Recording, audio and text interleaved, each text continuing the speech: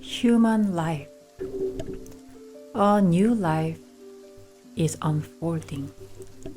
Human life exists because man lives, and in this life of his, there must be righteousness. But man does not know what righteousness is. Thus I must awaken him to it and save him. Righteousness is the state in which the individual does not exist.